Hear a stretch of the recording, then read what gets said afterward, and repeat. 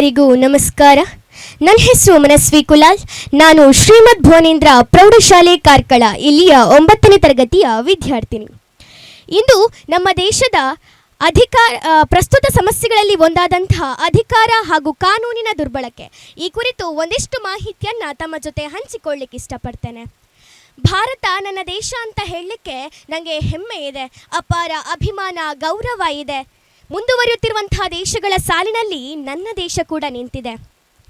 ಆದರೆ ನನ್ನ ದೇಶದ ರಾಜಕೀಯ ವ್ಯವಸ್ಥೆ ಇಂದು ಯಾವ ರೀತಿ ನಮ್ಮ ಜನಸಾಮಾನ್ಯರನ್ನು ನಂಬಿಸಿ ಯಾಮಾರಿಸಿ ಮೋಸ ಮಾಡ್ತಾ ಇದೆ ಅಂತ ಹೇಳಿದ್ರೆ, ತಮ್ಮ ರಾಜಕೀಯ ಪ್ರಭಾವ ಹಾಗೂ ಕಾನೂನನ್ನು ತಮ್ಮ ಸ್ವಾರ್ಥ ಸಾಧನೆಗೆ ಬಳಸ್ತಾ ಇರೋದನ್ನು ನಮ್ಮ ಕಣ್ಣೆದುರು ನಾವು ನೋಡ್ತಾ ಇದ್ರೂ ಕೂಡ ಪ್ರಶ್ನೆ ಮಾಡಲಾಗದಂಥ ಪರಿಸ್ಥಿತಿಯಲ್ಲಿ ಇಡೀ ಪ್ರಜ್ಞಾವಂತ ಪ್ರಜೆಗಳು ನಾವಿದ್ದೇವೆ.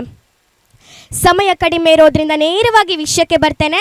ಈ ಕಾನೂನು ಅನ್ನೋದು ಕೇವಲ ಜನಸಾಮಾನ್ಯರಿಗೆ ಮಾತ್ರ ಅನ್ವಯಿಸ್ತದೆ, ಪ್ರಭಾವಿಗಳ ಕೈಗೊಂಬೆಯಾಗಿದೆ.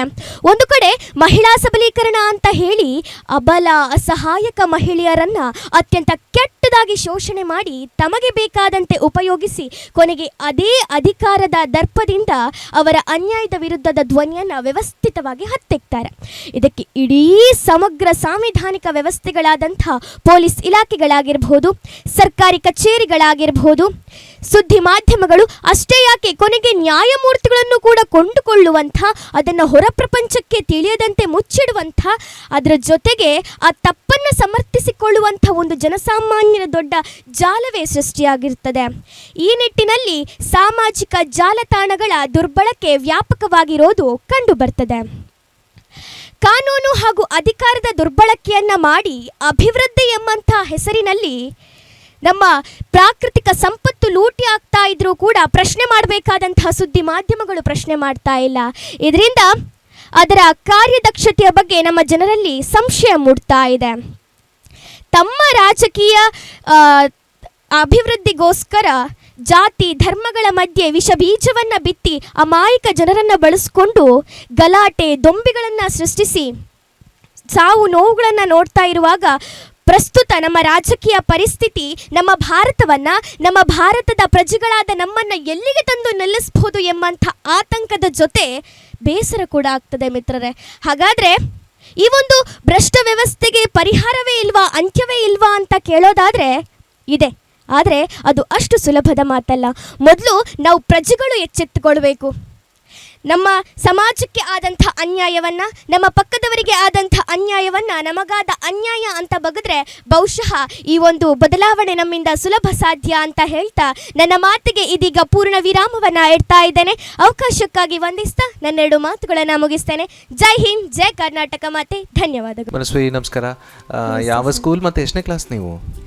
ನಾನು ಶ್ರೀಮದ್ ಭುವನೇಂದ್ರ ಪ್ರೌಢಶಾಲೆ ಕಾರ್ಕಳ 9ನೇ ತರಗತಿಯಲ್ಲಿ ಓದ್ತಿದ್ದೀನಿ. ಓಕೆ, ನಾನು ಪರ್ಟಿಕ್ಯುಲರಾಗಿ ಬೇಕಂತಲೇ ಕೇಳಿದೆ ನೀವು ಎಷ್ಟನೇ ಕ್ಲಾಸು ಅಂತ. ನಿಮ್ಮ ಮಾತು ಸ್ಟಾರ್ಟ್ ಆಗಿ ಎಂಡ್ ಆಗೋ ತನಕ ನಿಜಕ್ಕೂ ನೀವು 9-10 ಇರ್ಬೋದಾ ಅಂತ ನಂಗೆ ಅನಿಸ್ತಿತ್ತು. ಆ ಥರದ ಒಂದು ಮೆಚುರಿಟಿ ನಿಮ್ಮ ಮುಖದಲ್ಲಿ ಮತ್ತು ನಿಮ್ಮ ಮಾತಲ್ಲಿ ಕಾಣಿಸ್ತಿತ್ತು. Definitely, is no doubt about it. ನೀವು ಹಾಕಿರೋ ಕಾಸ್ಟ್ಯೂಮ್ ಆಗಿರ್ಬೋದು, ನಿಮ್ಮ ಪ್ರೆಸೆನ್ಸ್ ಆಗಿರ್ಬೋದು, ಇದೆಲ್ಲನೂ ಇಟ್ಸ್ ವೆರಿ ಅಪೀಲಿಂಗ್. ಇದು ಫಸ್ಟ್ ಪಾಯಿಂಟ್. ಮತ್ತು ನಿಮಗೆ ಮಾತಿನ ಕಲೆ ಹೇಗೆ, ಇದು ಎಲ್ಲಿಂದ ಹೊಲ್ದಿದ್ದು, ಯಾವಾಗ ಹೊಲ್ದಿದ್ದು? ಮಾತಾಡ್ಬೋದು ನಾನು ಚೆನ್ನಾಗಿ ಅಂತ ನಿಮ್ಗೆ ಅನಿಸಿರೋದು ಯಾವಾಗ? ನಿಮಗೆ ಅನಿಸ್ತು ಅಥವಾ ಇನ್ಯಾರೋ ಹೇಳಿದ್ರು, ಹೇಗೆ? ಫಸ್ಟಿಗೆ 1ನೇ ಕ್ಲಾಸಲ್ಲಿರುವಾಗ ಸ್ವಾತಂತ್ರ್ಯ ದಿನಾಚರಣೆ ಮಾಡಿದ ಭಾಷಣ. ಓಕೆ. ಮತ್ತು 3rd ಸ್ಟ್ಯಾಂಡರ್ಡಲ್ಲಿರುವಾಗ ಅದು ಸ್ವಲ್ಪ ವೈರಲ್ ಆಯಿತು.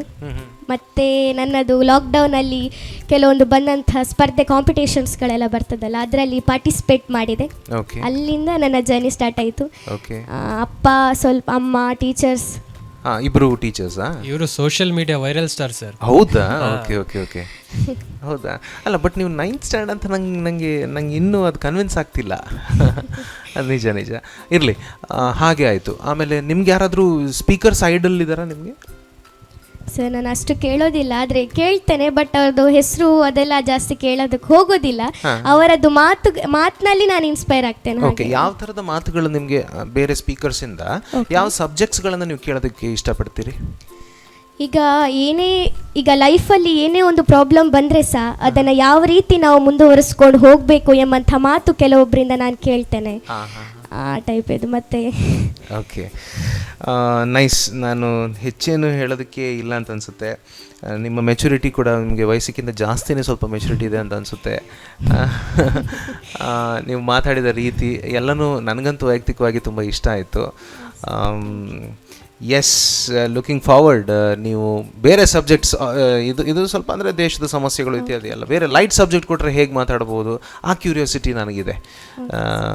Anyway, from my side you are nice ಅಷ್ಟೇ. Thank you sir. ಟಾಪಿಕನ್ನೇ ನಿಮಗೆ ಡಿಬೇಟಿಗೆ ಕೊಟ್ಟಿದ್ರೆ ಈಗ ನಿಮ್ಮ ಮುಂದಿನವರು ಅದನ್ನು ಹೇಗೆ ಸಮರ್ಥಿಸಿ ಅಂತೇಳಿ ಪ್ರಶ್ನೆ ಕೇಳ್ತಾರೆ, ಆವಾಗ ನಿಮ್ಗೆ ಉತ್ತರ ಇಲ್ಲ. ಹೌದೌದು. ಓಕೆ, ನೀವು ಸೋಷಲ್ ಮೀಡಿಯಾದಲ್ಲಿ ವೈರಲ್ ಆಗುವವರು ಮಾತನಾಡುವವರು ಸ್ವಲ್ಪ ಆಚೆ ಈಚೆ ಗಮನಿಸ್ಕೊಳ್ಬೇಕಾಗತ್ತೆ. ಆವಾಗ you can face the world, you can face the community, you can face the society. Yes sir. Okay, ನಿಮ್ಗೆ ಮೊದಲ ಎರಡು ಸುತ್ತುಗಳಲ್ಲಿ ಕೆಲವು ಅಂಶಗಳನ್ನು ಬಿಟ್ಟರೆ ಒಳ್ಳೆಯದು ಅಂತ ಹೇಳಿದ್ದೆ ನಾನು. ಮಿತ್ರರೇ ಸರ್, ಅದು ಫ್ಲೋ ಅಲ್ಲಿ ಬಂದುಬಿಡ್ತು. ನಾನು ಬರ್ಕೊಂಡಿರುವಾಗ ಅದು ಮಿತ್ರರೇ ಇರಲಿಲ್ಲ.